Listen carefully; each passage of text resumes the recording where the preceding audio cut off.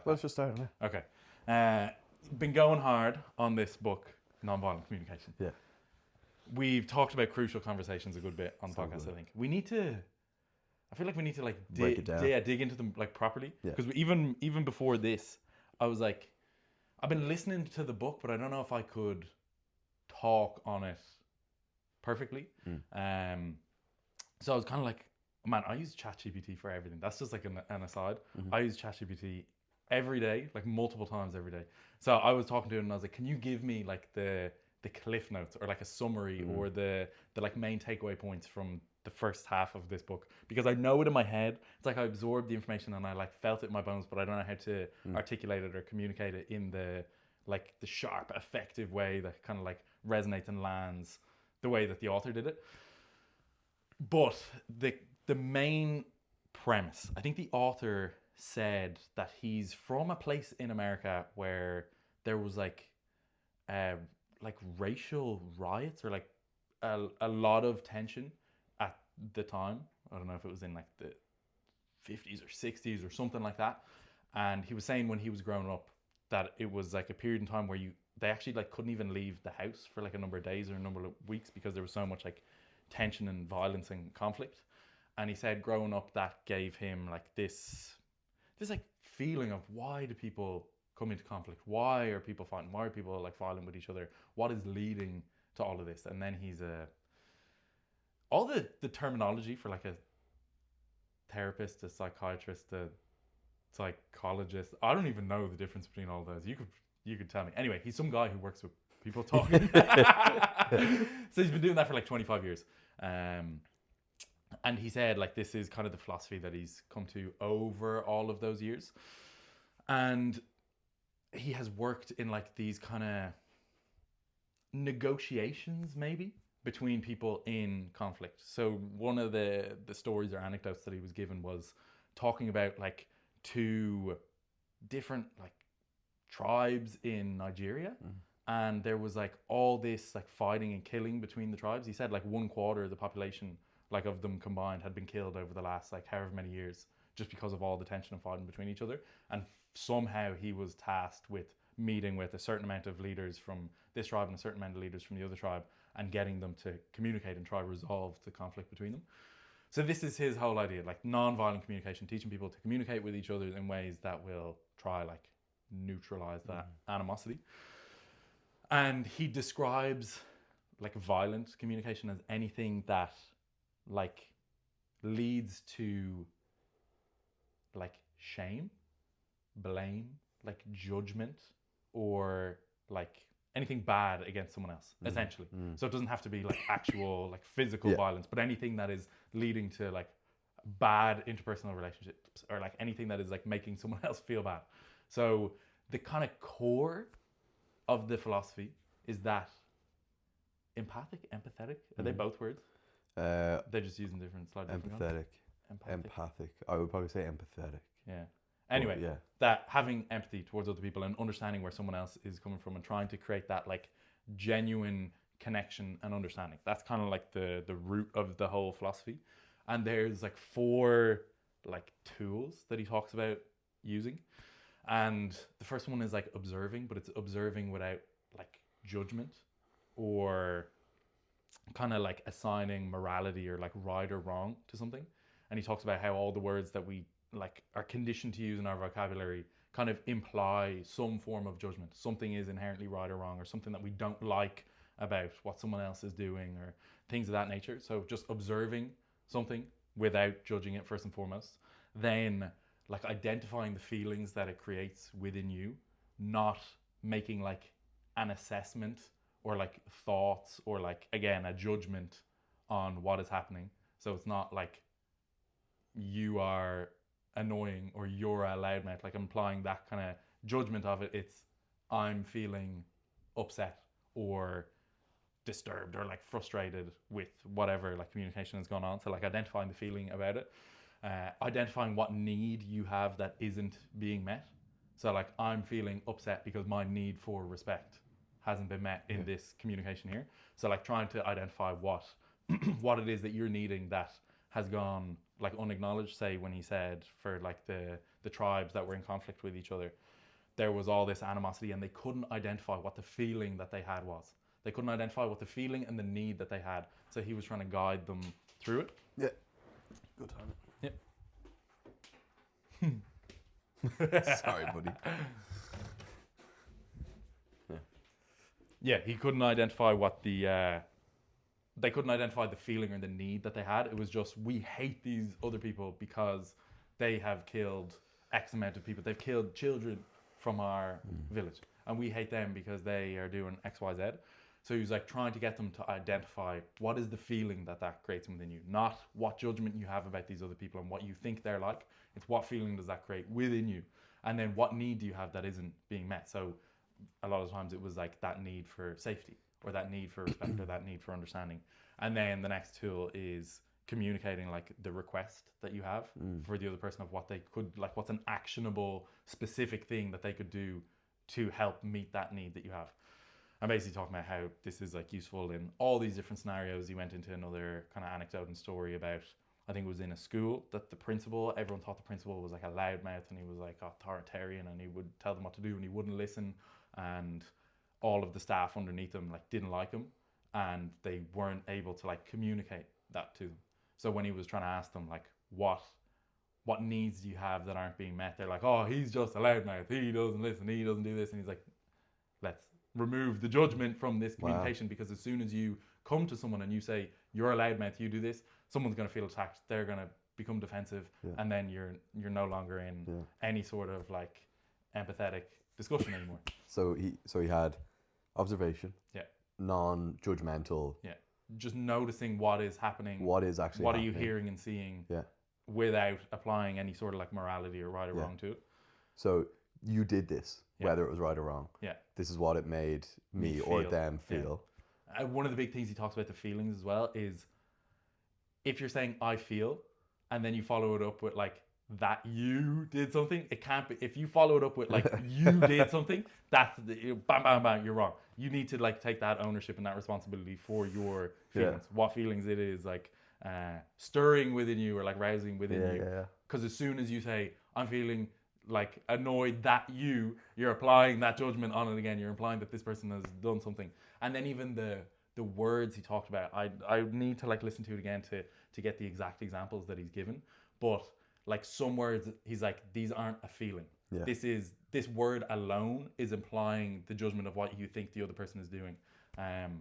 So just like trying to identify the core feeling of I'm feeling upset or I'm feeling angry or I'm feeling whatever. So the feeling, then the need, of what need you have that's not being met. So regardless of the person's intent or you think they're an asshole for whatever they said or did, this is the need that isn't being met. So regardless, even if they're being the best or worst person ever, it doesn't matter. It removes that. That's good. And then the request of what, like a specific thing that person could do, because that was one of the issues as well, was say in the anecdote about the principal and the staff, they were like, oh, he's a loudmouth, he doesn't do this, he doesn't listen. And he's like, okay, what request could you have for this person? Like what specifically could they do to make you feel as though your needs are being met? And a lot of the time people couldn't actually express that. And he was saying how a lot of the time it almost sounds embarrassing to say what the need is, like what we're actually looking for in the communication with someone else. Because a lot of the time it's just like my request for you is to just like understand me, to listen or to make me feel like safe or seen or heard or whatever. But it's not like, it feels very vulnerable to state something like that.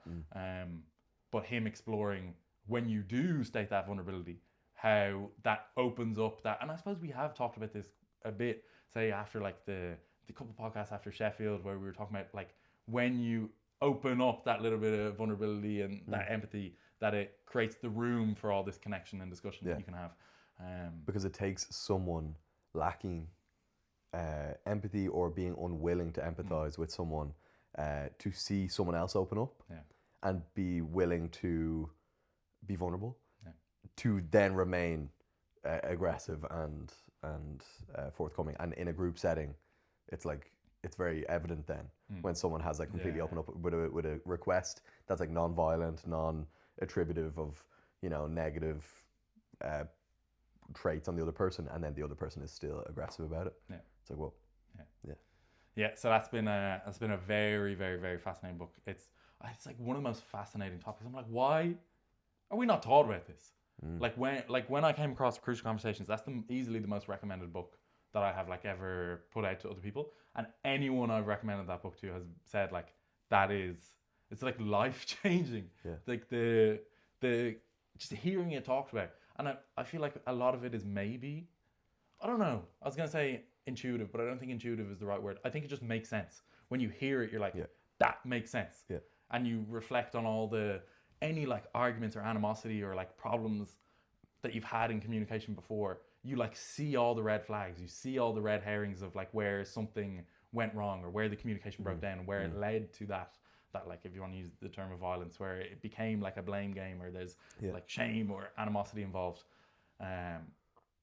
It's just such it's crazy that it's not like more commonplace, this information of how to deal with each other and communicate with each other. From what you remember, what are some of the either similarities or like congruencies between the book you're reading now and Crucial Conversations? I think the biggest one is listening. Yeah. Talking less and listening more. I think that if I could encompass the umbrella or like the biggest domino, I think it is trying to just understand where someone else is coming from. Yeah. Trying to put yourself in their shoes. And not hearing what they're saying from your shoes. Yeah. Because of course they're going to be wrong from your shoes. Cause it's not what happened to you. Yeah, and that's kind of like a fucking, I don't know if it sounds like trite. Is trite even the word? Where it sounds like too cliche. It sounds trite. too, yeah. What's that? I think I've heard that like used in like if something is so cliche that it almost loses its meaning. Like it sounds like putting yourself in someone else's shoes. It's like there's more weight behind it, but because it's been like said so much that you don't feel the actual weight of how powerful that is. But I think that is like the largest umbrella of having that empathy towards someone else, listening to someone else, how disarming that is maybe. And if we could do that more often at the time, like how far that would take us and how much that would resolve so many of the issues that we run into in communication or like interpersonal relationships. So I think that's the broadest one of talking less and listening more. I think I've even like seen communication books that are just called like Talk Less and Listen More. That's definitely the biggest one. It's hard to acknowledge that you have biases from all your experiences and then look outside of those biases because you're still like you only know being in your own body. Being able to try understand your brain as best as possible. Try put myself in your shoes. Try understand all the biases and experiences that you have and acknowledge that is equally as right as whatever the experiences that I have, as opposed to that morality again, being able to, he talks about in this nonviolent communication book, I can't remember who said it, but apparently he said, someone had this quote of like the highest form of like human intellect or like intelligence is being able to observe without judgment. And he was like, when I first heard that statement, he was like, it kind of jarred me as to why he thought that was so important or so significant. And then he was like, and then I realized how hard that is. Yeah. How hard it is to not apply control. like morality or right and wrong, because that's just like through the words that we use, that's how we're like conditioned to act. That's how we're conditioned to view the world in terms of what's right and wrong. Being able to not think that everything that you think is right. How hard that is.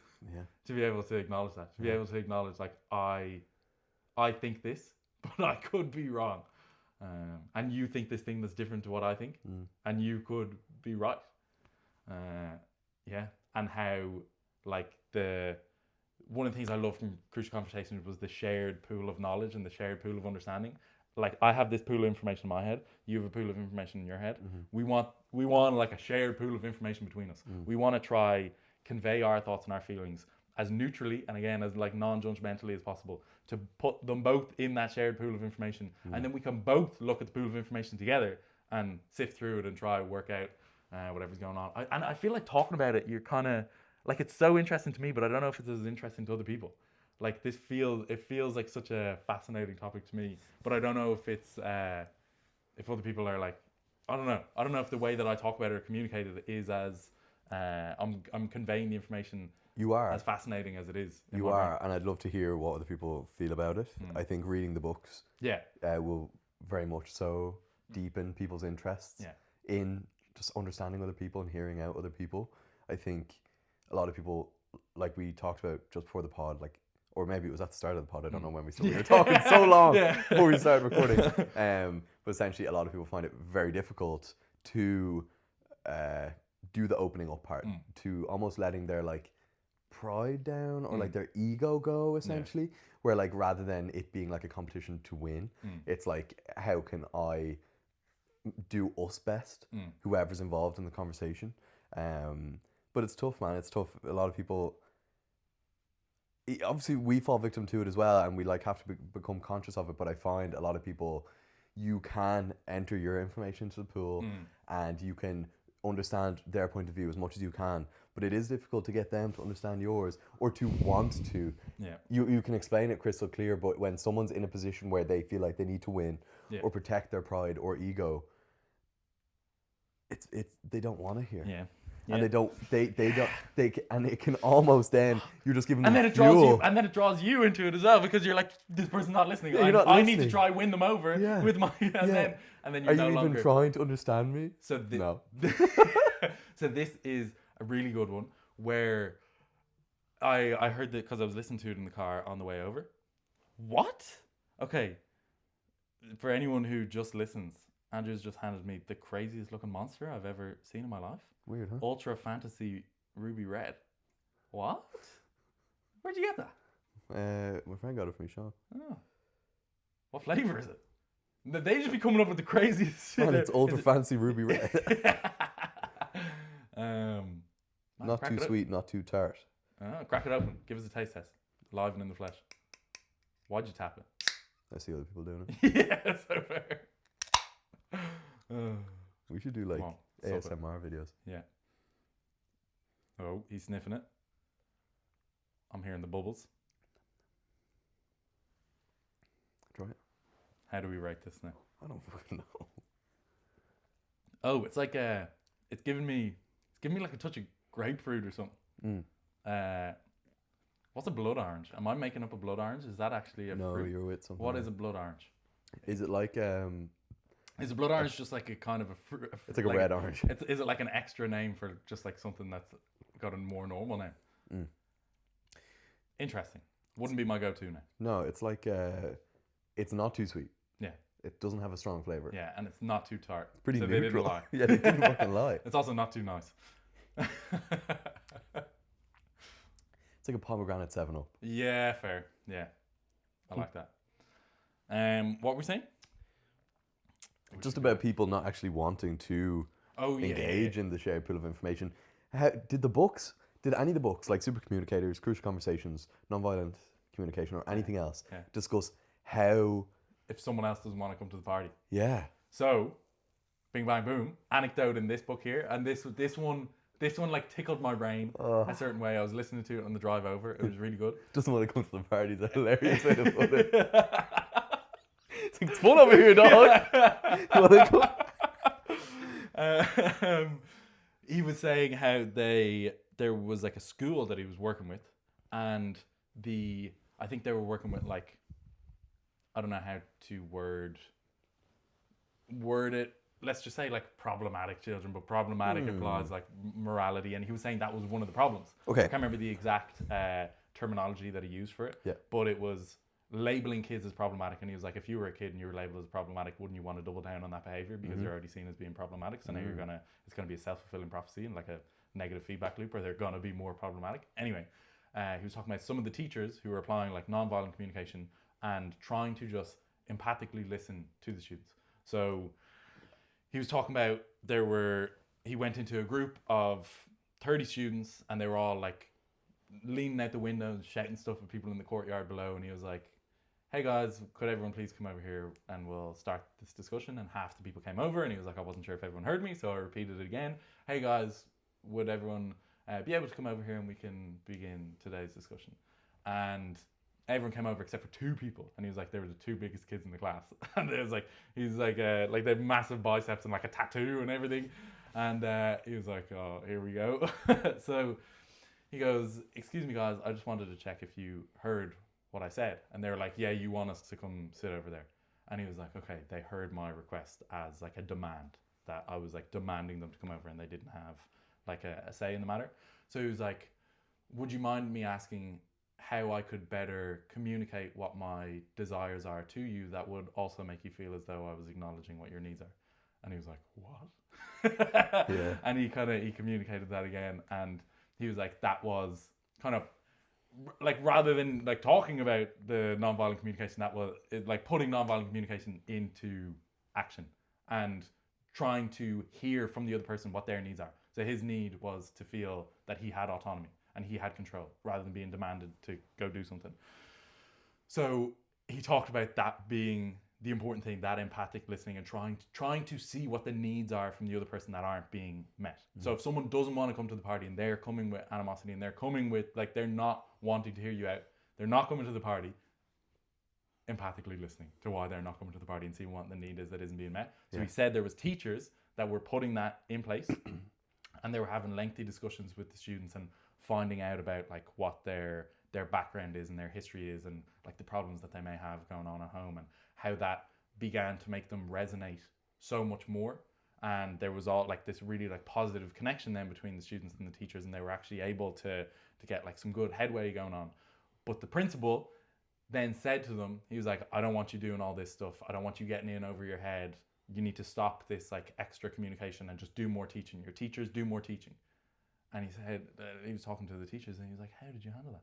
And they're like, we empathically listened to the principal and we heard his understanding, and his need was to feel as though that he didn't want the teachers being in out of their depth and taking something on that they couldn't handle, and potentially getting themselves into problems by being too involved with the students' personal lives. So they heard out the principal and his concerns and the needs for safety that he had within the school, and then they managed to negotiate and resolve the thing. And he was like, that was beautiful. He's like, because it can be very easy if you are communicating with someone who's maybe in a perceived lower like point in the hierarchy, if you're like a teacher talking to a student, whereas if you're talking to someone who is in a higher position than you, there can be the tendency to either become defensive or to become like apologetic and just do what you're told. So he was like, the value in, he's like, when I saw that they could apply that like empathic listening and understanding above the chain as opposed to just lower in the chain, he was like, that is the magic. That's the secret right there. So I suppose, if someone doesn't want to come to the party, try to put yourself in their shoes. See why. Why do they not want to come to the party? Why? What need do they have that isn't being met?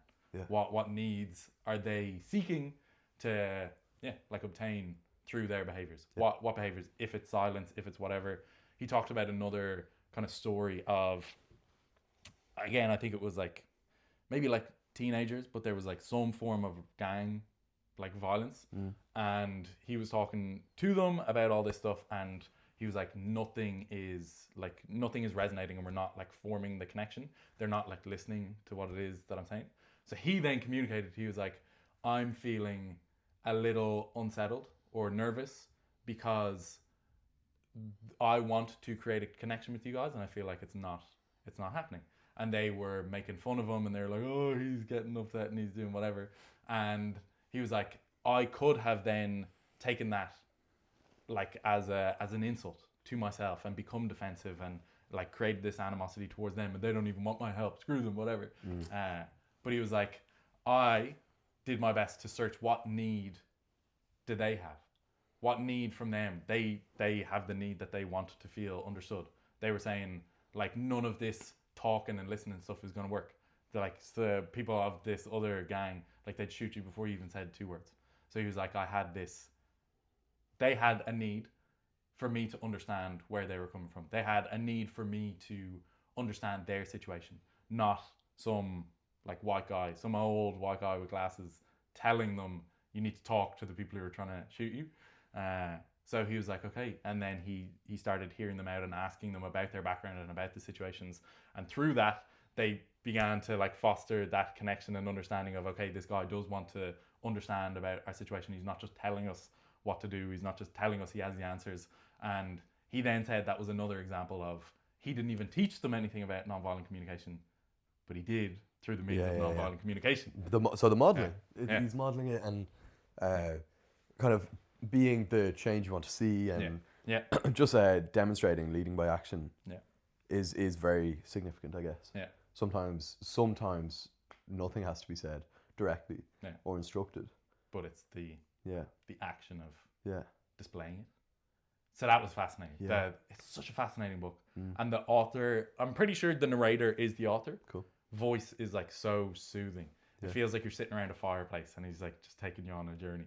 Yeah. So yeah, I love that book. I'm not done the full thing, but I would. Your voice takes me on a Oh journey. come on, brother, come on. Yeah. So yeah, Crucial Conversations, Nonviolent Communication, really good ones. Really good ones. Finished another book, man. Whenever there's a competition. There was a competition last weekend. Yeah. Man, I'll be getting through books like a motherfucker. Oh, the drive. Man, you're on a 2.5 hour drive. Andrew listens to them on like 6.5 times speed. So, I would say more often than not, listen on 2.5 times speed now. Which... That's not okay. I don't know if that's like weird. That is weird. But that's weird that you can process that. Yeah, I don't know why that is. Is that like an weird. autism thing? I don't know what the fuck it is. It's like an ant thing. Yeah. It's an autism thing, bro. It's like a different species thing. It's like bats. Fucking. Yeah, but I don't know why. I presume I'm like an auditory. Do you hear every word? Yeah. Oh, 100%. And it makes sense. It seems to be the most effective way to get the information into my brain. So presumably, like, I'm an auditory learner. I like reading books. I feel like reading books takes me ages. I often find myself reading a book. I will read a couple lines and then I will be thinking something else in my head as I'm reading the lines. And then I'll realize I'll get to like a line and I didn't really process or digest the information of the few lines above. So then I have to go back and read it again. Yeah. And then it just takes me a long time. And then I kind of start getting frustrated where I'm like, geez, I feel like I've been reading this for 20 minutes. I've got through like 4 pages. Yeah. And I'm like, this takes ages. Same. So I'm not a great reader, but I love just consuming information auditorially. I don't know if that's a word. No, I feel you. Yeah. I wonder why that. Do you not get distracted when maybe it's so fast you can't get distracted? Yeah, that's actually a good point. I don't find I get distracted. Whereas if it was like one time, I probably would. Yeah. That's actually a really good point. Yeah.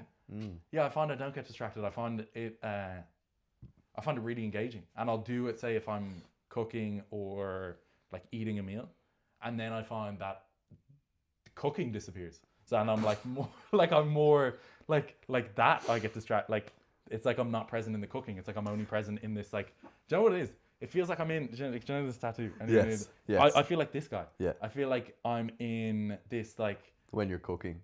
Extra dimensional place. No, when I'm listening to something. Okay.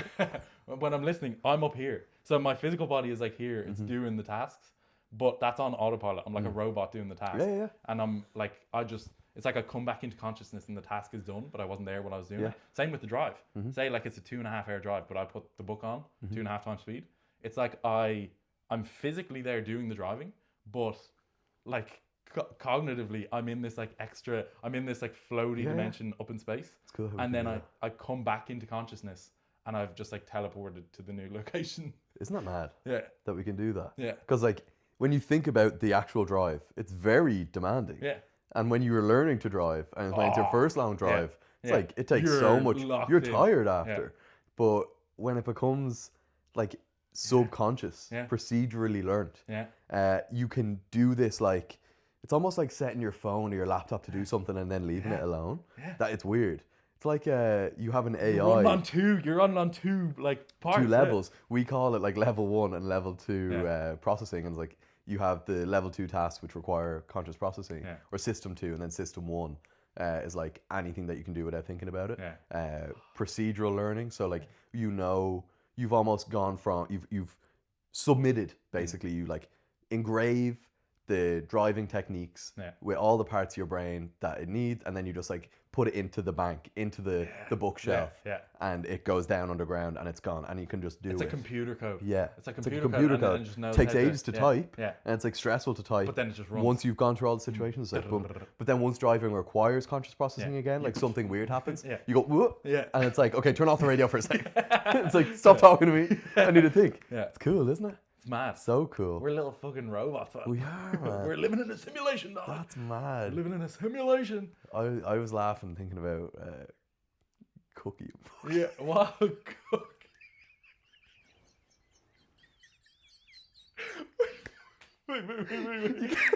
what are you talking You about? kept saying cooking. Yeah. And I was like, what, the chair in the corner? Oh. And you're like, well, I'm cooking, man. I'm in a different place. Got the cameras. Oh, I hope no one understands. Anyway. Yeah. So anyway. Yeah, non-violent communication and stuff. Yeah. Yeah, really enjoying that book. Let me actually just pull up what books I've gone through. You said you stopped your Audible. When you're not, sorry, before I saw someone explain this in the simplest way. Yeah. When you're not consciously processing something, you can still process sensory information. Okay. So I'm going to give you a fun example. You hit me. But someone basically called it that their eyes read, but their brain didn't. It's like when you get to the second page, you realize your eyes were reading, but your brain wasn't. Man, that's me. That's what I described. Man, and it's like, so basically, if we call it like the cocktail party problem. Yeah. For when is information processed in the brain? How late or how much information do you process? And at first, there's like a bunch of different theories, and essentially people were saying, oh, well, I'm not hearing that stuff. Like, I'm not hearing all the other conversations going on, so I'm not processing it. Man, as soon as you hear someone say Andrew halfway across the room in a conversation, you are. Meerkat. Man, you're hearing everything. Yeah. And it's like, your brain does this like cool subconscious processing where it filters it itself. And it's like, there's obviously like names, maybe close people's names, and then maybe like other relevant things to you. Like if someone said powerlifting, you hear it even though you're not listening to the conversation. Yeah. Isn't that mad? Oh my God, yeah. That's so fascinating. Isn't that crazy? I love the brain. The brain so cool. is the coolest shit ever. Consciousness. I love thinking about consciousness. Yeah. And and when, say we're talking about it right now, I'm like, does everyone else think this is so interesting and cool? I hope so. They got it. Because it is, like, when you start thinking about it, yeah. Surely that's the most interesting topic. That's insane. Like, what is actually, and we don't think about it because we're just like in the game. In but the then you turn the camera around and you're like, what's behind? Yeah, turn the camera around. Like, what's going on in here? Like, we're seeing out of our eyes. But what about if you just and look back in there? What's going on in there? Isn't that crazy? Because like what I had that kind of experience when you said like my my eyes are reading but my brain isn't, and like you're taking in information, but then when it's relevant information it kind of pops up. I had that. I was like in the supermarket and I was walking through the section where like the wine was, and in my brain I was like, I've never even drank wine, so it just doesn't process. I was like, I'm looking at this wall of different types of wine, and it's like my brain is deciding I'm not even taking in any of this information because it's not relevant to me because I don't care.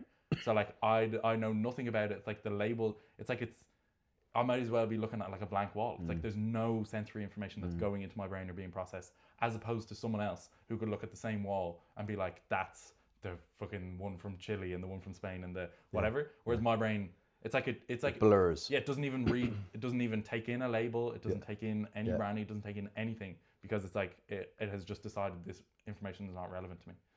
Fascinating. It's like the more familiar you are with information, the more you focus the lens. Yeah. It's like when you first look at it and you've no idea what it is. Yeah. It's just a wall of bottles.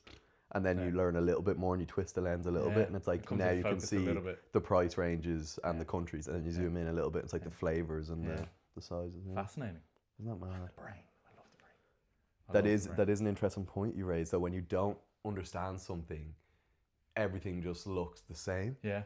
Essentially. Similar with the rock climbing, say, in the beginning. People talking about reading routes. I'm just looking at a wall that has a lot of plastic bits on it. Yeah, there's colouredy plastic bits. Like there's no. Whereas someone who has been climbing 10 years, like they're going on like a mental journey of like imagining themselves in different And they can physical feel positions. how they're pushing or pulling and Or say for us, like when I have been really locked in with training or powerlifting, if I'm going for like a heavy lift, I can like visualization and stuff. Yeah. I can feel how it's going to feel when I get under the bar. Yeah, I can feel each body part if I asked you to. I can feel how it's going to feel when I'm unracking. I can feel how it's going to feel on the initial part of the descent. I can feel how it's going to feel in the hole. I can feel how it's going to feel in the ascent. Crazy. And then visualization in general is crazy, isn't it? Wait, don't move on yet. The last one about powerlifting is, you know, what we take for granted completely is, so you tell someone like a newbie to load, you know, 107. Yeah. What's that? Yeah. And they start like counting the plates and stuff. Yeah. And like, think about the schema our brain has like, again, lodged into its long-term memory of like, just looking at a bunch of random metal plates and we know how much numbers it is. Had that the other day, talking to a bodybuilder friend in the gym who was using the Smith machine. And he was like, I'm going to go 75 next. And I automatically went to go for like a 20 and a 5. Yeah. And then I was like, oh, fuck. Like, we're not factoring in, like, there's not a 20 kilo bar that we're using right now. So I had to do the calculation of what is 75. And then, you had to... You have to do some weird... Maths. And then, man, if... From what I've seen, everybody's maths ability varies wildly. It's like, for that, I would have gone, okay, I need to take 5 off total, so I need to take 2.5 off each side from what I'm used to. Yeah. Like, other people, it's going to just, like, go... Yeah. And it's like, I don't know. Mad. It's fascinating. And then visualization. This guy is the piggy tickler, man. Wait, visualization. Crazy. Go. Have you heard that stuff before? And you have. I know you have. About when you are like watching someone perform a task and the like mirror neurons, the fire in your brain, that mimic you doing the same task. So like watching someone squat, there's like fucking neurons that are firing that mimic what it would be like when you are performing a squat. Yeah. I remember hearing that like way back when. This is funny. I remember hearing this back in the day, and I can't remember if they said this, whoever was talking about this that I heard, or if I came up with it myself. But I was like, fuck, I only want to watch people who have good technique now. I was like, I don't want to... I was like, I don't want to be firing the neurons, make me do some doofy. I was like, I don't want to be watching someone who's shit at squat. Then my body's thinking, that's how I squat. Yeah. I was like, I want to avoid that. And then, like, if I was in the gym and there was someone who was like doing a nasty squat, I'd be like, look away. That's fucking great. Your client sends you a failure, like, that was rough. Didn't watch it. Didn't watch that, mate. But then I would watch people who are really good. Yeah. And I think there is something to that.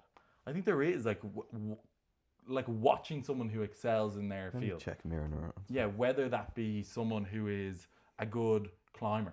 Same when I was watching climbing videos. Seeing the body positions that people are getting into, you kind of develop like almost a little bit of an intuitive understanding of maybe I will do that same. Or I heard it about like children watching people dance, say, who have they've never done the dance before, but they can watch their friend do a TikTok dance, and for whatever reason, then they're just able to replicate it. Yeah. Just observing someone else, it gives you this intuitive understanding yourself of how to put your body into those positions.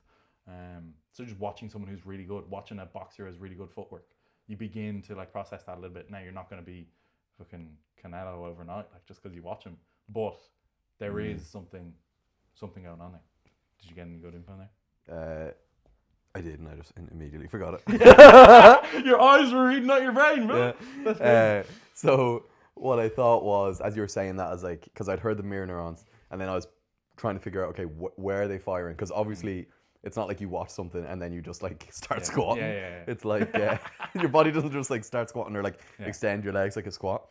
You have like so many pre-motor patterns that are going on in neurons that like pre-excite the pathway. You know what I mean? Man, so it's like you pre-excite my pathway. I know, I do. I fully excite. Man, I'm actively excited. So it's like you have to be like close to the threshold of activation so that you can just like do it immediately. Essentially, it's like it's very interesting. I've seen like not EEG is the wrong word. essentially like measuring neuron activity prior to completing the task, and it was actually in an electron consciousness, and it was before the person was tasked with doing something, the neuron was activating before they decided to do it. So were they deciding to do it, or was their brain deciding to do it?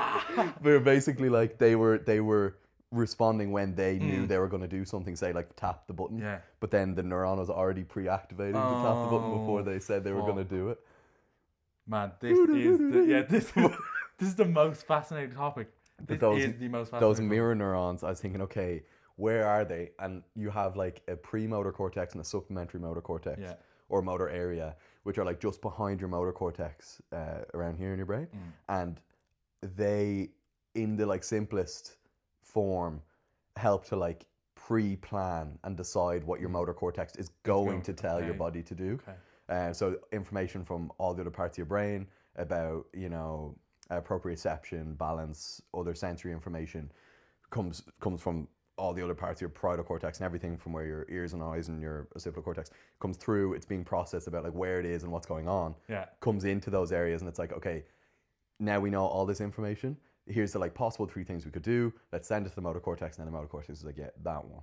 And then it will squat. But the mirror neurons are in your premotor cortex. So they're like, this is what we would be doing. Let's tell the motor cortex, and then the motor cortex can go, okay. Okay, are we going to do it? Yeah. Okay. Interesting.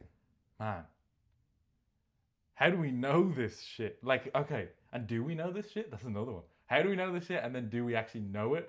Or are we making the best educated guess that we can?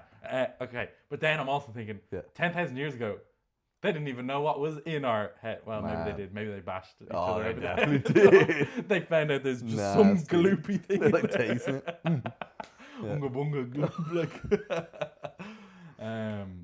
Yeah. And then, like, 10,000 years down the line, what are we going to know about ourselves now? Man, 10,000 years down the line, are we here? No, we're robots. Man, we're robots. Are we robots right now? Man, listen to this. This might not resonate with you, but it fucking baffles my brain. Yeah. We live in closer proximity to the Tyrannosaurus Rex fuck off. than the Tyrannosaurus Rex to the Stegosaurus. What? Yeah. What? Yeah. The Stegosaurus lived longer before the T-Rex than we lived to the T-Rex. So T-Rex was late Cretaceous period, 65 million years ago. Yeah. The Stegosaurus was over 65 million years before the T-Rex. How do we know that? They're like they just made it up, like the fossil. Yeah. Anyway. Okay, that's a thought I have. No, that's crazy. But my brain goes to my first thought is, how do they know that? And then my next thought is, made it up. And then my next thought is, how do they come up with a model of like, this is what a thing looked like, a dinosaur looked like? We found its bones. I have a good video I can send you. So obviously the most accessible is like current animals. Yeah. So then they also check, I remember in the video I watched recently, it was saying how like originally the T-Rex was still like a kangaroo in all their drawings. But then when they checked the femur and compared it to animals that exist now, the way it like is structured couldn't bear its weight upward. It had to be leaned forward. But brother, don't they say that about bumblebees, that they can't fly? Really? Yeah, they say like anatomically they shouldn't be able to fly because of the weight of them relative to the wingspan. Bumblebees are so bees are incredible as an animal. So like it couldn't bear its weight. Maybe it could. They say the bumblebee can't fly, but it can. I think therefore I am. Yeah. I'm just going to listen to them, dog. I don't spend enough time thinking about this. Okay, so that would be my thought then, is, okay, these are the smartest people in their field. This is their best guess of what a T-Rex looks like. In my brain, this is not what a T-Rex looks like. This is our best guess of what a T-Rex looks like. And I'll take that. I don't have a better guess at what it looked like, so I'll take your guess as the best guess. So give me your guess here. Okay? Of what it looks like. No, so the T-Rex, what they did in early depictions of dinosaurs was they like shrunk wrapped the skin to its skeleton. So you know the way the dinosaurs in movies have like real bony heads, but like no animal has a bony head. So other than like reptiles. So do you think a Tyrannosaurus Rex looked super puffy?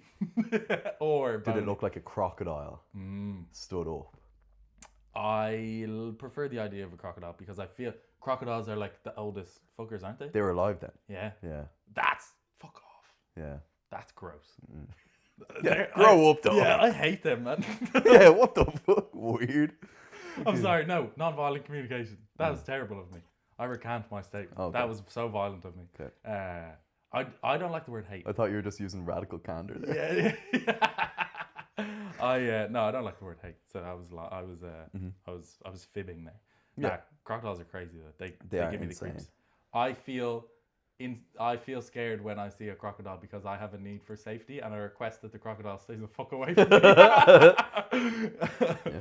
I'm observing that this fella's, I was gonna say creepy as fuck, but that's using judgments. It is. I'm observing that this fella has been around since prehistoric Spookly. ages, Yeah. and he has big teeth, and I feel scared, and I have a need for him to fuck off.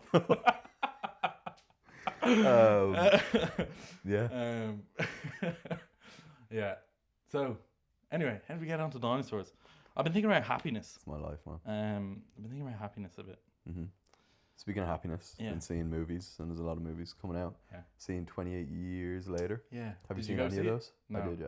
No. It's good. It's like an apocalyptic kind of movie, isn't it? One of the zombies has a huge dong, so I feel like you'd like to go see it. Why is that your biggest takeaway from the movie, huh? Just because I'm thinking about what can make you go see it. Yeah, that's what stood out in your mind, bro. Your eyes were reading, and your brain was reading too. Bro. Your brain was salivating. That's crazy. Next, saw How to Train Your Dragon, the live action one. Very good. Didn't even know that was a thing, brother. Very good. Yeah. Honestly, very good. Is it I saw the Lilo Yeah. and Stitch movie. It's the same as Lilo and Stitch was like a like it's a remake. imagination? No, it was a remake. Well, I think it was slightly. It was reimagined, but- altered, but this one was like Slightly. scene for scene, I think. Okay, But I haven't seen the animated one. Lilo and Stitch one is scene for scene, but they had to change some bits because some scenes are like just too hard to do. But for the most part, Yeah, it felt like there was stuff missing from that though, or something. yeah, probably. But I recommend this one. It's good.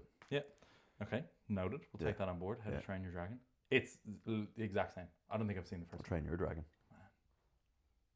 Yeah, I was going to try to think of something quick. I couldn't in time. I was thinking that, you're good at like coming up with stuff on the fly. You're quick with it. Yeah. And do you know what I admire about you? Right? You just throw them out, right? Yeah. Sometimes it might not land. No. And you still throw it out It's anyway. fine. Yeah. You know? Man, Like- sometimes it actually gets a negative response. Sometimes I'll say stuff and people are like, Andrew, stop.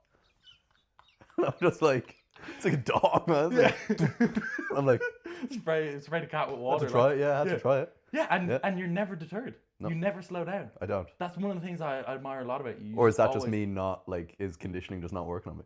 No, because maybe there's enough positive reward when it goes Yeah, the right ratio. that it's worth the. It is.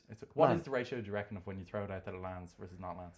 I'm going to say 70% land. Okay, nice. And I'm going to say, 20% don't land, then 10% are bad. Bad land. As in, like, people get mad. That 70%, man, I'm living for that. Yeah. Because it's like my brain doesn't actually digest the 20%. Yeah, it's It's just just like most of the time one person hears it and they're like, oh, no one heard that. I'm like, it's yeah. fine. Yeah, I'll get one in the completely 70. fine. I'll get a hitter. Man, how do you feel about How many are bangers though? 50? Yeah, no, you're good at that. 50%. Yeah. Yeah. Because it's so quick. And 'Cause everybody's it's like a like skill. It's like a cackling and unique- you're like, yeah. but also, you know what it is? It's not only gratifying for yourself, Yeah. it's like everybody else is smiling and It's a laughing. positive experience. Man, Yeah. there's nothing Yeah. better than seeing people smiling and laughing, Yeah, enjoying yeah, themselves. Yeah. Yeah. I love that. Yeah, you're the bringer of joy. That was one of the things in the nonviolent communication book it was talking about, kind of like being, I can't remember how exactly it came up, but being a perfectionist. And it's when you're a perfectionist, the tendency is to not even try because you would rather not have it go wrong by not doing it at all than risking yourself doing something and it not being perfect. And the quote that he used was, "You can't fall out of bed if you sleep on the floor." Wow. Oof, that one stuck in my brain. Yeah. That one But hit me. then Yeah. how bad is it to sleep on the floor? Yeah, exactly. You know? So you can't fall out of bed if you sleep on the floor. And then another one that he gave was the alternative view is if something is worth doing, it's worth doing poorly. Yeah. So like just throw it out. Yeah. Throw it out. Even if Yeah. if there's a 30% miss rate, Oh, throw man. it out. Throw it out because the 50% is worth it. You get the 50% of the Man. upside. Chris Williamson has a video that I keep seeing. Yeah. It's and I think it's maybe from Hormozy, Yeah. and it's like everybody will laugh at you, and tell you it's not working until it works. Yeah. And that can be used because, man, I know there are a lot of people who are going to try to do something business-wise or whatever where they're getting nothing's working. There's no traction. There's no traction until there's traction. And then, and then you're the genius. And then you're the... Just got to try it. Yeah. Just got to try it. Especially, it's just like, you won't actually, just like that, you won't get to sleep in the bed unless you just get in. Yeah. You know what I mean? Yeah. I was thinking that on the drive here because it was literally like 5 minutes before I arrived that came up. And I was like, I want to be more like that person, because I would definitely consider myself to fall in that like perfectionist category where I would have not even put myself out there in a lot of instances. Because like for fear, like I always wanted to be perfect. And I never wanted to put myself in a position where I was perceived as anything less than that. Anything less, yeah. So then I just didn't put myself in a lot of positions. Yeah. And I missed out on a lot of opportunities and a lot of things because I didn't do that. And then I was also reflecting maybe over the last year or so that I put myself in a lot of positions that I look back on now that I'm like, that didn't really like work out, or it wasn't exactly what I wanted or expected it to be.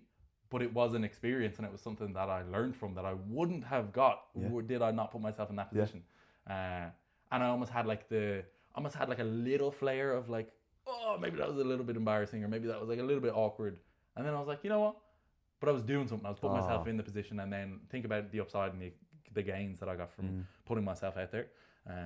So yeah, I would aspire to be more like that, someone who is more willing to make mistakes. And that's something that I hear about from a lot of like successful people as well, is like mistakes are an essential part of the process. And when we were doing even like school talks and stuff, that was one of the big like talking points, like the willingness to fail, the willingness to put yourself out there and whatnot. But even then, it's something that I feel like I can do way better at, and it's something that I just want to get really comfortable at, being able to do stuff poorly, being able to just have a crack off stuff and not feel like maybe shame or embarrassment, like maybe be more shameless. I aspire to maybe be more shameless, because I feel like a lot of times shame or embarrassment is it's like a feeling that we think we should have, because that's what should happen when you put yourself out there and you fail, because that's what we've been conditioned to think. Where it's like, because other people need to justify where they're not putting themselves out there. So but it's like, do I actually feel that? Do I actually feel? There's been, do you know what always happens, and this always happens at competitions, I don't know why. I think it's because you meet so many, like, it's people you don't normally see, and like they're all from like different groups or like places around the country. You go to like give someone a fist bump, but they go for a handshake. Or you go to give someone like a little, like you dap them up a little bit, and they go to do it differently. Happens at every single competition. So many of those times you go to give someone a fist bump and they've gone to like dap you up, and then they like grab your hand. And I had that happen probably like 3 or 4 times at the competition, and it's happened to me so many times. I don't care in the slightest. Did it with someone and they were like, "Oh, that's awkward," and I was like, "No, it's not. No, it's not. This is only awkward." Man, you changed their life saying that, I'd say. Yeah. Because other people make them feel awkward when that happens. And you're like, no, it's not. Yeah. Man, I do like the silliest shit when that happens. When that shit, I'm like, oh man. Fuck. I just do stupid shit. I was like, it's only awkward if you make it awkward. And that's I love that it's like been dissolved into the simplest example of like a handshake, which like has no stakes or whatever. But the whole idea is that, I don't know how to word this, like perfection is like the barrier, or like the enemy to success is probably something you've heard, or you win or learn or stuff, like real simple one-liners, but they all are so important because unless you do it, you get nothing. You get absolutely nothing. Answering out in class is one that comes to mind. Man, I still do it, and to this day still get shit wrong, and still to this day I don't care when I get stuff wrong, but I've learned, because now it's like really consolidated what the answer is. Man, I remember one hilarious one a few years ago. I was like, I said an answer and the lecturer was like, no. And then it was like with someone else, and people were giggling, and I was giggling. I was like, that was funny. And then we got the right answer. And I just kept engaging in the class, and I learned. I knew exactly what the answer was, etc. Sully's coming in to say hi. Yeah, we got a visitor. We got a guest. He knew we were dropping some bangers in here. We were dropping some bars. I love that, man. I love, because you are going to learn. Basically not judging it as a failure. It's like, 100%. Sure, okay, objectively it might be subpar to the ultimate goal, but man, it's like you're moving forward, aren't you? And you're falling forward. You learn the most from those experiences, those failures, those shortcomings. Waiting for perfection. People are just afraid to be wrong. People are afraid to be judged, or to be seen as less than perfect. But then, man, I'd rather be seen as someone who's tried 1,000 times than someone who's never tried at all. And this is something that I would say I've struggled with a lot, and I would consider myself to still struggle with it. I'd say this is probably one of the, like, yeah, I would say this is like actually a big thing, and a big thing that like resonates and is, affects me. And that's something that I admire a lot about you, is that willingness. And that's something that I'm trying to take more and more and more of. Because that example of like talking in class, I would never, like in any sort of situation like that, I'll just keep my head down. Even if I knew the answer, for fear of saying the answer and being wrong, even if I knew it 100% in the subjects that I was best at or I was smartest at, even when I knew the answer, I wouldn't say anything for fear of potentially having gotten it wrong, and not wanting to put myself out there. So that's something that's very relevant to me. It's still relevant to me. That's something that I want to get better at, and I think you just only get better at it by doing it more and more and building up that bank of, I got something wrong, that wasn't that bad. And then I got something wrong, that wasn't that bad, and I was better off at the other end of it. If you build that up enough times, it's just going to become second nature. It's exposure therapy, but with a reward. Yeah. Like exposure therapy to spiders or snakes is like, now you're just not scared. That's the reward. Yeah. But man, like exposure therapy is like you're learning or you're getting stuff from the trial. The good stuff. Yeah. I found that with the swimming recently, where there's like it's like some sessions you go in and you're like trying to improve a time on something, and you get like a breakthrough. This has been an interesting idea, and it's gonna be like a little bit of a segue, but you get like a breakthrough, and then I found this with the climbing as well. You get like, you reach like a new high, like a new PB, and then for some reason in your brain it normalizes, and that becomes like the new baseline.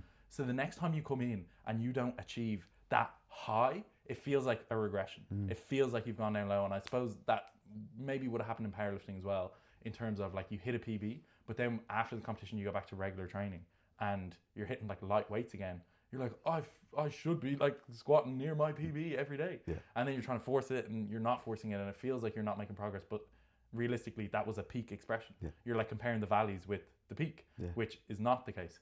But I was finding that, say I'd hit a PB or I'd have a new time or I'd like get some sort of like breakthrough, and I'd come in the next session and it would feel like I had regressed, and it would feel like something was going wrong, and I'd be like, I'm not even making any progress. I'm like, I'm working on putting in these hours and nothing good is happening from it. It's going backwards. And then I use ChatGPT so much.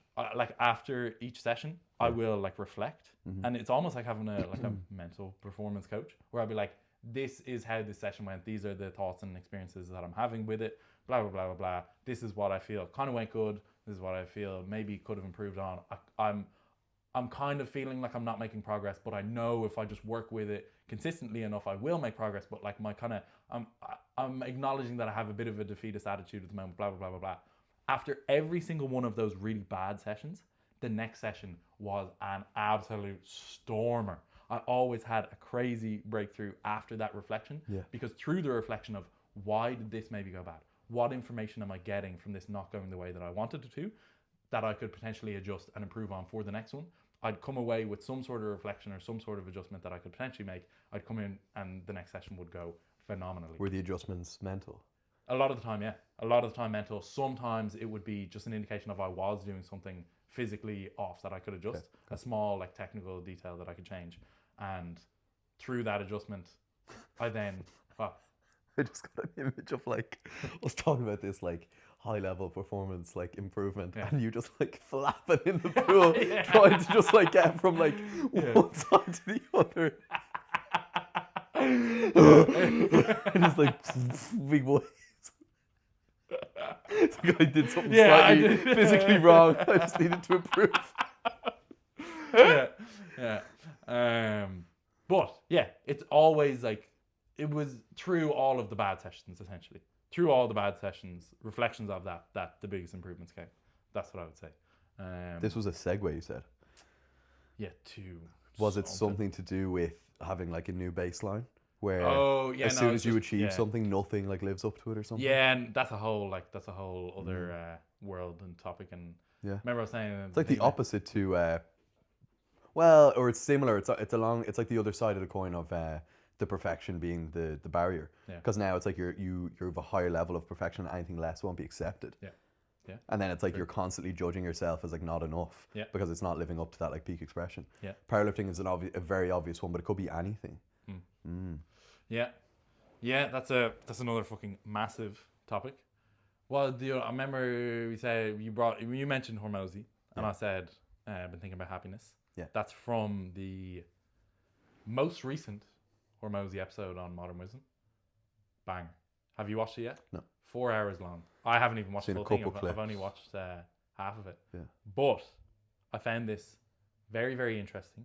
It's something that has me reflecting quite a bit. And it's something that we've probably talked about like quite a bit on this already. But for anyone who like doesn't know or isn't familiar with who we're talking about, basically this guy, Alex Hormozy, businessy guy, just like Sully is going to town on Andrew's Piggies. Man, you trained him to do that. He's a piggy tickler. He's the piggy tickler, man. Look at him, he's so proud of himself. Oh, I wish he was in frame.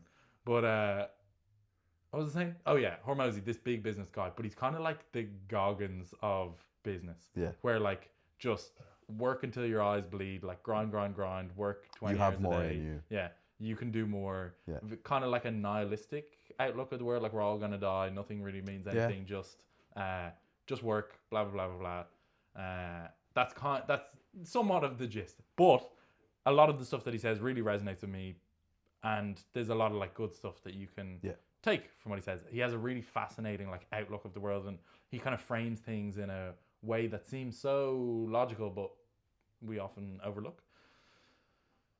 He's like the poster boy, or at least he was, for this like hustle, grind, kill kind of mentality. Mm-hmm. But also in a way of like, this is just the way that I want to live. I don't think you should necessarily live this way, but I just want to work all the time. In the most recent episode of Modern Wisdom that he did, he kind of changed his tune a lot. And he was talking about, I've worked so hard and I've earned all this money, but an example that he gave was, I can't even like go to the gym properly and get a training session in because I'm so busy. He was like, this is one of the like top 3 things that brings me like joy and happiness in my life. But I can't even do it because of the obligations that I have with like business and work.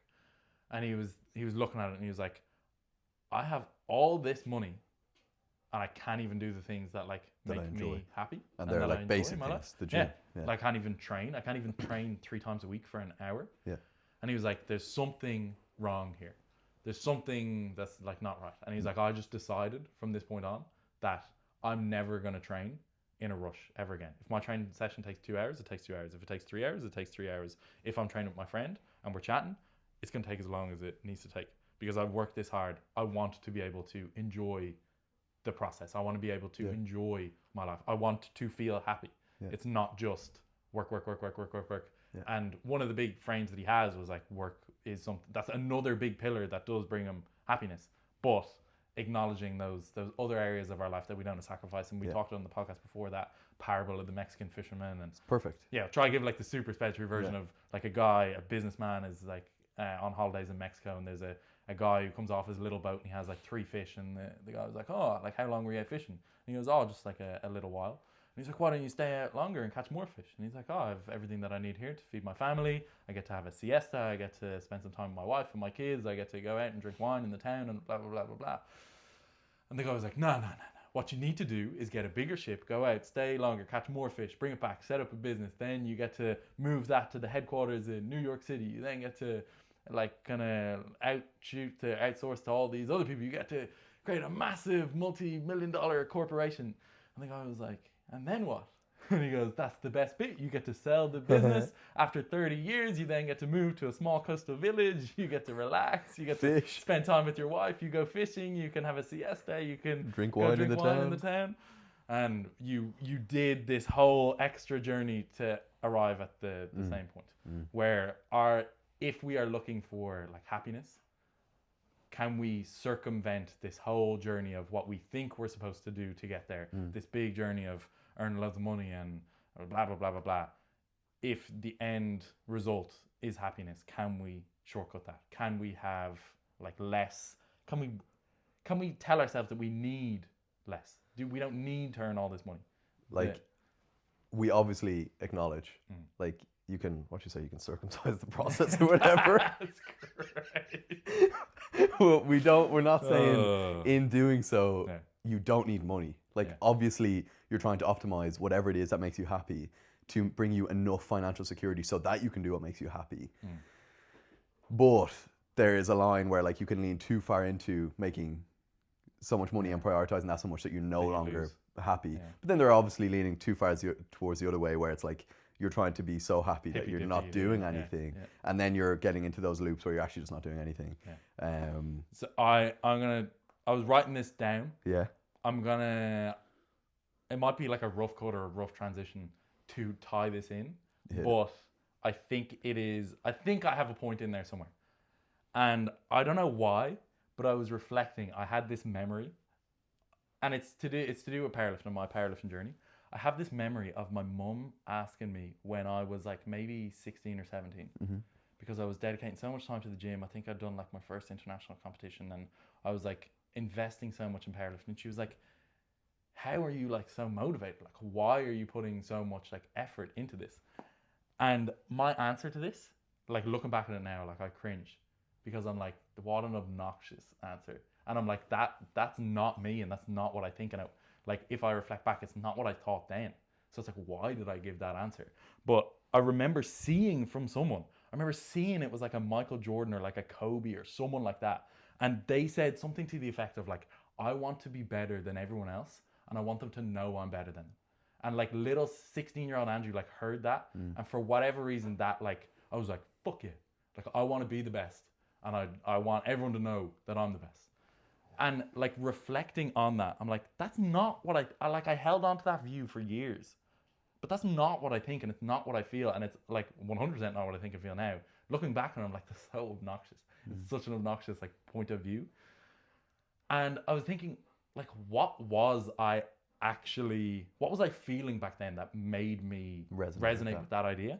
And honestly, like, I just started throwing out like a bunch of words of what I would actually translate that to. And what I came up with was that, like, I'm insecure and unsure of my like identity and self-worth. And I feel if I have external proof and achievements and validation from other people, that would make people acknowledge and like respect and like me. And then if other people like me, then like I will be able to like me. So I felt as though if I was the best at something, then it was like proof out in the world that like, okay, you are good at something, and other people will look at you with like admiration, and they will like you because you're good at something. And then it's like I needed that external thumbs up to give myself an internal thumbs up. So I think maybe when you're just that age, like 16, 17, you're not really sure of your self-worth. You're not sure of your identity. You're not sure who you are because you're just like a kid. You're trying to figure all that stuff out. And I think for me, I latched onto the idea of trying to create an identity for myself through external means. And then it got me onto that idea of like the Mexican fisherman, like of you're trying to do this big journey to get this external proof, to get this money, to then get to the point where you can be like happy with yourself and sure of yourself. Is there a way to shortcut that and to be happy and sure of yourself without having to go on that journey, without me having to dedicate all those years to powerlifting, or without me having to try to do all these things? Could I have just been happier with myself with who I was, or did I have to go through that? And then it brought me to this idea from a guy, Naval Ravikant. Have you heard of him? He actually don't even know fully what he does. I think he's an investor kind of guy, but he has a philosophy around, and I think Jim Carrey said a similar thing. Man, Jim Carrey he has some banging lines. But I think the idea from Naval was something along the lines of get rich so that you can realize that money doesn't make you happy. And then once you've reached that level playing field, then you can begin the game of trying to actually find like what you love, meaning and fulfillment and satisfaction and happiness in your life. So I think everyone has like an inherent belief that like money is like a sign of achievement and success and status and whatnot. So he's like, honestly, just first and foremost, like go through the journey of getting the money, so that then you can realize that's not going to fill that hole. And then you can actually begin the game of trying to find happiness, as opposed to the alternative view of just trying to find happiness without going on the journey, because there may continue to be that question of the what if. So that's what I was trying to apply to myself. Could I have found a way to just be like, you are sufficient as you are. You don't need external validation. You don't need other people to tell you that you're worthy. You don't need some sort of like medal or record to show that you have value to the world. Could I have got to that place without doing all that? Or do I go through all of that to find out that any validation I got was fleeting and in the moment and somewhat superficial, to then go, okay, this isn't the answer, to then go do the soul searching of, I need to just find a way to be happy in who I am, and like interpersonal connection, that is what is like most meaningful and valuable in the world. It set me on a whole journey. But anyway, Naval's theory is that it's actually, you're better off to do the hard journey, to realize that wasn't the answer, to go down the wrong path, to realize it was the wrong path, to then find the right one, as opposed to just trying to find that happiness, or just trying to find that without going through the struggle to find what you thought or what the stereotypical answer would be is not the right answer. So, and then maybe it comes out, oh man, I'm rambling on this one, but then it comes back to like, we have to, sometimes you got to burn your hand to know the fire's hot. I was just about to say, you have to get burnt to learn. We've talked about it with simple things in powerlifting, where you can lead a horse to water, but you can't make it drink. You can talk to your clients or other people about what might be the best decision or way to look at, or a framework to adopt for your training or for your approach to things. But until they make the errors and feel the burn of making those errors, it's hard to consolidate the lessons. Man, I think we've talked about it before. I'm using a different word now. I'm going to use the word parables, but the like cross-cultural stories that exist through like religion and just like any form of, you know, the four agreements. It doesn't really matter what it is, but the stories that come up time and time again, man, mythical stories like the Roman stories, all like Hercules and the 12 trials of Hercules, like all of those things, all these analogies and parables and huge metaphors are like these common human experiences that people write about after they've experienced them. But no matter how many times you read them, I think all it is having digested those parables and hearing those advice and suggestions from elders, from people who've been through it before. All it does is help you understand it and digest it when it happens to you. It doesn't actually stop you from experiencing it first. Fuck, that's such a... You can chew on that one, can't you? You can chew on that one. And I think, it's like all those parables are in place are either it equips you with some information to help you digest it when it happens, or when it does happen, you can go to the parables and help you understand. Plants the seed a little bit. So plants the seed, so you're not completely shocked when it happens, but it's going to happen. And you'd be extremely lucky for you to get around it.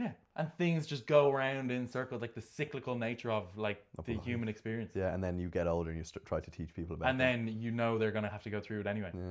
How crazy is that? Like the same thing, like 10,000 years on, people are experiencing the same stuff, the same emotions, the same experiences. 100 years ago, there was two guys, friends, talking about this, I bet. Fascinating, isn't it? And then, And I don't know back to your question of like, was there a way for you to circumvent, was the word you used, the process and to kind of get to that realization without having done all that? Maybe not. Maybe not. Because I was thinking, you needed someone to help you and hold your hand. It's like, you needed someone to be there for you so that when you did it, they could help you through it. I don't think that you needed you didn't need someone to block you from it, because I think the parents that tried to block people from getting hurt teach kids the wrong way about life, that like, no, things don't hurt and things don't hurt other people, etc. It's like if you've never experienced hurt yourself, you don't care about what happens to someone else, because nothing's happening. You know? That's Neil deGrasse Tyson, you ever hear him? I remember hearing him talk about raising kids and how he's gotten into like people getting really angry with him about how he said he lets his kids like pick up glass plates and smash them because they have to learn what happens when it falls. This is an idea that I have in my coaching philosophy to a certain degree, where say a lifter overshoots. Like that's fine. I don't know if you've seen. I keep seeing this book coming up, audiobook. Let Them. I think Mel Robbins there's this philosophy. Well, my mom's on it. Yeah. Just like kind of let them be. Now, there's obviously a tension between like you're the coach, so you're guiding this person to try get them to the most like by the most productive means to the end result or the goal that they want. But there is a element in my like coaching philosophy. If someone is like overshooting or like they want to overshoot or they ask me like, can I max out at the end of this block? Like, can I just send it? Can I go for some like real heavy lift that is not in the program? I will factor in like how close we are to a competition or whatnot. But a lot of the times I will let them kind of experience what it is like to overshoot. What happens when you train too hard? What happens when you train too heavy? What happens when you train too heavy for a couple of blocks in a row?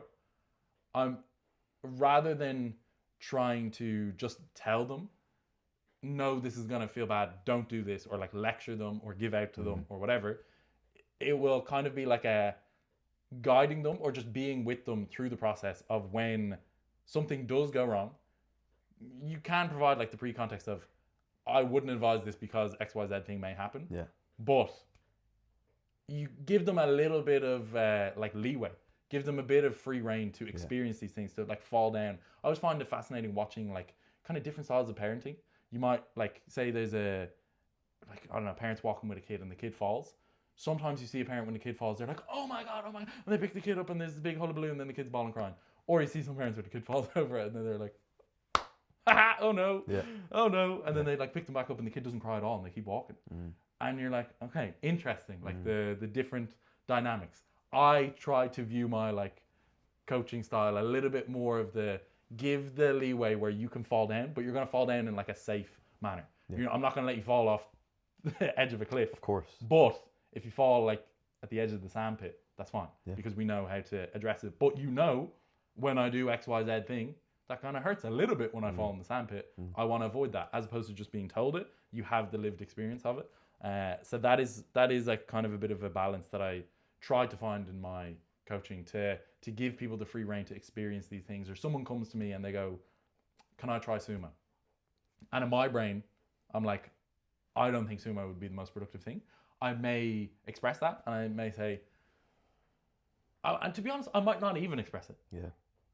But in my brain, I might be like, okay, this may not be the best choice for us. I don't think you'll be particularly suited to it, but I would like you to experience what it feels like so you can feel that it doesn't feel too good in comparison to whatever the other lift is. And then you have in your brain that understanding of why you're not going to do sumo or why you would not do a particular technique variation or whatever it may be, or a lift or an exercise.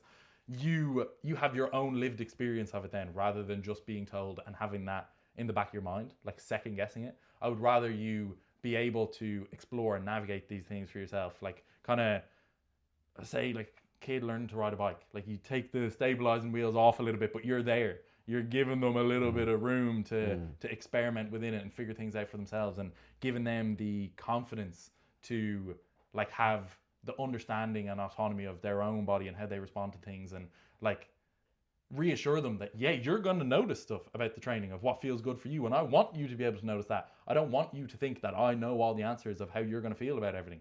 I want you to feel confident enough that I noticed this and you can bring it to me and we can explore together, because you're going to know your body way better than I'm ever going to. So I want to make that the case, foster that environment where they can experiment and fail and understand things while still having a guide that is pushing it in the right direction, the most productive direction, as opposed to like an authoritarian, like, do this, if you deviate from this plan, you're fucking the whole system up and you're destroying everything, which I found myself like experiencing that on the other side of things, feeling as though if I deviated from a plan that I was ruining this whole super precise setup. So yeah, I just try to foster a little bit more of that autonomy and give that free reign to burn the hand a little bit, but just enough. Maybe it's not scalding hot stove, but it's a little bit warm enough that it gives you a zing. Yeah. It's interesting. Very interesting. It's interesting to try and navigate that for someone else, to try and guide people through that. And it's case by case, and I'd say also you're going to have to get it wrong sometimes too. Sometimes you have to get burnt by them getting burnt too much, or you stop them getting burnt and they get burnt a different way. I don't know. Yeah, parenting is going to be tough, man. Very interesting. That'll be very, very, very interesting. And not only is it difficult to figure out yourself, but you're doing it with someone else as well. Probably. Yeah. You're going to need some fucking empathic listening there, brother. You're going to need some understanding. You're going to need some non-violent communication. Yeah. Fascinating. All right. What time are we at? We're definitely... Probably a good time. Yeah. Man, we covered some shit there. I really like fun. It's fun when, like, there's not a... Like, we're doing the more frequent ones. We didn't talk at all, like, about what we would cover today. Yeah. We just... Bald. Yeah, that was... Yeah. That second half, really interesting. Yeah. Man, that's great. Like there's some juice in there. We're going to be listening back to that one. Yeah. Very good. Well, thank you guys so much for listening. Thank you. When you come back to IG, we're going to post clips or no? Yeah, I would say so. Give it a go. Yeah. I love the idea of just doing like a weekly episodes though. Yeah. I've been big on the, what was it called? Matt and Shane Secret Podcast, like Matt McCusker and Shane Gillis. I'm pretty sure they've just done like a weekly episode for 1,000 episodes. Yeah. And I love that idea because they just come on and they talk absolute shit, like, and they're so funny. So I like that idea because before, like, I don't know, we're still figuring out like the tone, like, but I like this relaxed. I like this relaxed setup. So that's dope. Oh my god. On that note, we've got business to attend to.